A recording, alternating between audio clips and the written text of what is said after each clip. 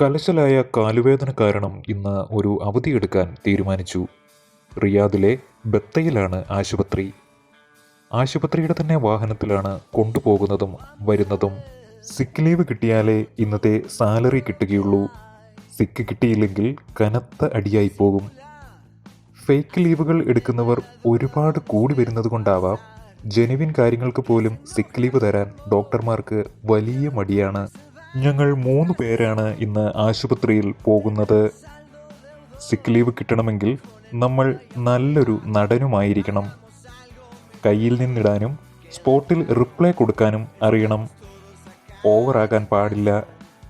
അതിൻ്റെ പ്ലാനിങ്ങും പദ്ധതികളുമൊക്കെയായി യാത്ര തുടരുകയാണ്. நம்மளுக்கு தான் இங்கே வந்து பார்த்தீங்கன்னா நம்மளுக்கு தான் எல்லாமே வந்து இங்கே ஹோல்சேலில் கிடைக்கும். വില കമ്മി, വില പേശി தான் എടുക്കണം. நம்ம பேசி நம்மளுக்கு ஆல்ரெடி டேலண்ட். ഇപ്പോൾ കേട്ട തമിഴ് ശബ്ദത്തിൻ്റെ വക്താവാണ് സ്പൾബർഗ് വിക്ടർ. ഞങ്ങൾ റൂംമേറ്റ്സ് ആണ്. രാവിലെ താമസിച്ച് എഴുന്നേറ്റപ്പോൾ ജോലിക്ക് പോകേണ്ട വാഹനം പോയിട്ട് ഇന്ന് സിക്ക് ലീവ് അടിക്കാനായി ഹോസ്പിറ്റലിലേക്ക് വരികയാണ് അദ്ദേഹം. ഞങ്ങൾ സഞ്ചരിക്കുന്ന വാഹനം ബത്ത എത്താറായിരിക്കുന്നു. അണ്ണൻ്റെ കമൻട്രിയുടെ കൂടെ ഞങ്ങളുടെ ഡ്രൈവറായ ഈജിപ്ഷ്യൻ മാമൻ്റെ കത്തിവെപ്പും കാരണം യാത്ര നന്നായി ആസ്വദിക്കാൻ പറ്റുന്നുണ്ട്.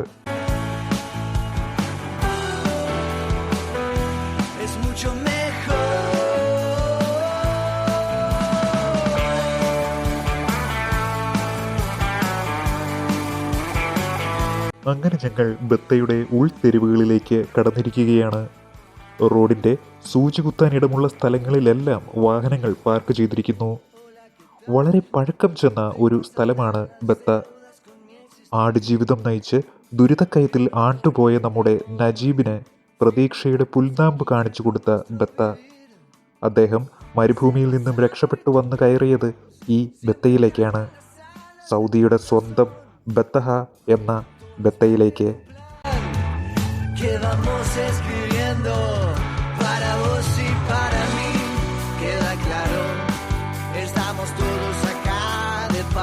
അണ്ണന്മാരുടെ രാഗം വായന കേട്ട് സമയം പോയതറിഞ്ഞില്ല. ഞങ്ങളിതാ ലക്ഷ്യസ്ഥാനത്ത് എത്തിയിരിക്കുന്നു. അതെ, ആശുപത്രിയിൽ. ആ കാണുന്ന 5 നില കെട്ടിടമാണ് ഞങ്ങളുടെ അഭയകേന്ദ്രം. അതിവിശാലമായ പാർക്കിംഗ് ഗ്രൗണ്ടാണ് ഇവിടെ ഒരുക്കിയിട്ടുള്ളത്.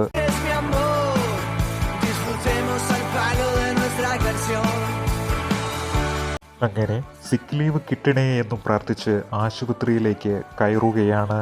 ഇതാണ് റിസപ്ഷൻ ഏരിയ. ഇവിടെ AC-യുടെ എന്തൊക്കെയോ മെയിൻ്റനൻസ് പണികൾ നടക്കുകയാണ്. വളരെ മനോഹരമായ ആശുപത്രി. പേഷ്യൻസായി ഞങ്ങൾ 3 പേര് മാത്രമേ ഇവിടെയുള്ളൂ. അങ്ങനെ റിസപ്ഷനിലിരുന്ന സൗദി വനിതയുടെ അറബിയിലുള്ള ചോദ്യങ്ങൾക്ക് അറിയാവുന്ന ഭാഷയിലൊക്കെ മറുപടിയും പറഞ്ഞ് ചീട്ടുമെടുത്ത് ഡോക്ടറെ കാത്ത് മിണ്ടാതെ ഇരിക്കുകയാണ് ഞാനും സ്പൾബർഗ് വിക്ടറും. എല്ലാം പെട്ടെന്നായിരുന്നു. ഡോക്ടറിനെ കണ്ടതും മരുന്ന് കിട്ടിയതും എല്ലാം. ഭാഗ്യത്തിന് സിക്ക് ലീവ് മാത്രം കിട്ടിയില്ല. ഞാനൊരു നല്ല നടനല്ല എന്ന് തിരിച്ചറിഞ്ഞ നിമിഷം. സന്തോഷമെന്നാൽ സ്പൾബർഗിനും സിക്ക് ലീവ് കിട്ടിയിട്ടില്ല എന്നുള്ളതാണ്. അദ്ദേഹത്തിന് പ്ലാൻ എ, പ്ലാൻ ബി, അങ്ങനെ എന്തൊക്കെയോ പ്ലാനുകൾ ഉണ്ടായിരുന്നു. എല്ലാം മൂഞ്ചി. എന്തായാലും ലീവോ കിട്ടിയില്ല. എന്നാൽ ഓരോ ചായ കുടിക്കാമെന്നുള്ള തീരുമാനത്തിൽ മലയാളി ഹോട്ടലും ലക്ഷ്യമാക്കി നടക്കുകയാണ്.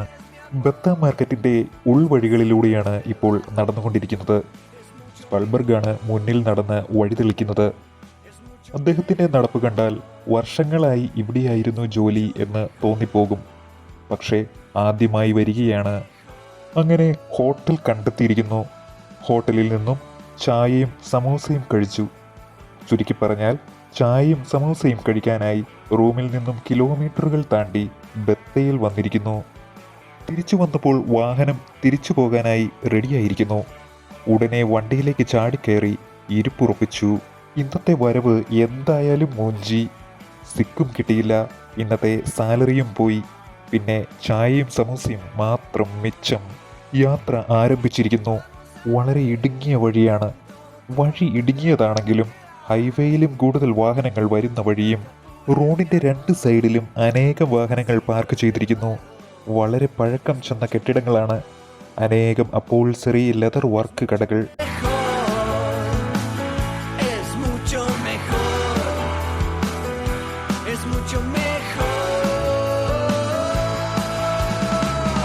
വാഹനം മെയിൻ റോഡിലേക്ക് കയറുകയാണ്. അതിവിശാലമായതും തിരക്കേറിയതുമായ റോഡാണിത്. ബത്ത മാർക്കറ്റിൻ്റെ ഹൃദയഭാഗമാണിത്. എപ്പോഴും തിരക്കാണ്. വെള്ളിയാഴ്ചത്തെ കാര്യം പിന്നെ പറയുകയും വേണ്ട. നമ്മുടെ കൊച്ചിയിലെ പെൻറ്റാമേനക ഒരു 100 എണ്ണം വെച്ച് കഴിഞ്ഞാൽ എത്ര കാണുമോ അത്രയും അല്ലെങ്കിൽ അതിൽ കൂടുതൽ മൊബൈൽ ഷോപ്പുകൾ നമുക്കിവിടെ ബത്തയിൽ കാണാനാകും. പാരമ്പര്യവും പൗരാണികതയും സമന്വയിച്ച് പ്രൗഢിയോടെ തലയുയർത്തി നിൽക്കുന്ന പഴയ വമ്പൻ കെട്ടിടങ്ങളാണ് ബത്തയുടെ മുഖമുദ്ര. അതിൽ ചിലതൊക്കെ പുതുക്കി പണിഞ്ഞുകൊണ്ടിരിക്കുകയാണ്.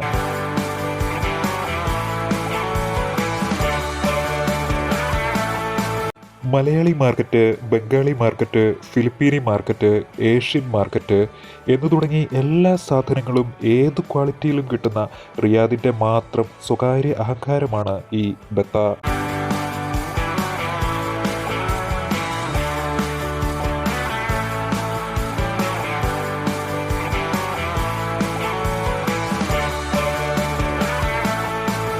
വഴിയിൽ എപ്പോഴും നമുക്ക് പോലീസിനെ കാണാൻ സാധിക്കും.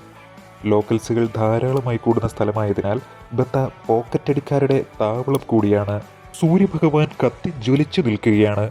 വണ്ടിയിലെ AC വർക്കാകാത്തതും പുറത്തെ ചൂടും എല്ലാം കാരണം യാത്ര വളരെ രസകരമാവുകയാണ്.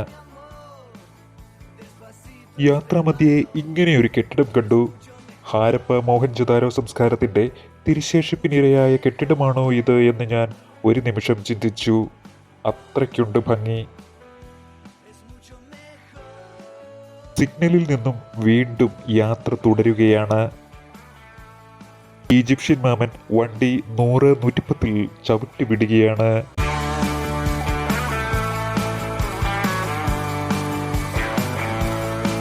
ഇത് ഒരമ്മ പെറ്റ ബാൽക്കണി പോലെയുള്ള മറ്റൊരു മനോഹര കെട്ടിട സമുച്ചയം. ഇവിടെയുള്ള കെട്ടിടങ്ങളെല്ലാം ഇങ്ങനെയാണ്. എല്ലാത്തിനും ഒരേ നിറം.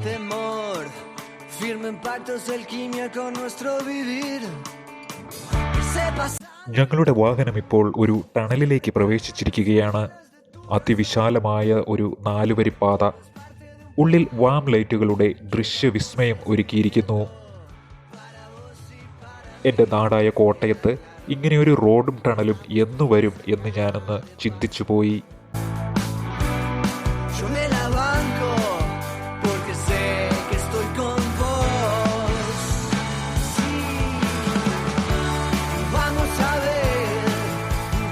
ഞങ്ങൾ തിരിച്ച് റൂം എത്താറായിരിക്കുകയാണ്.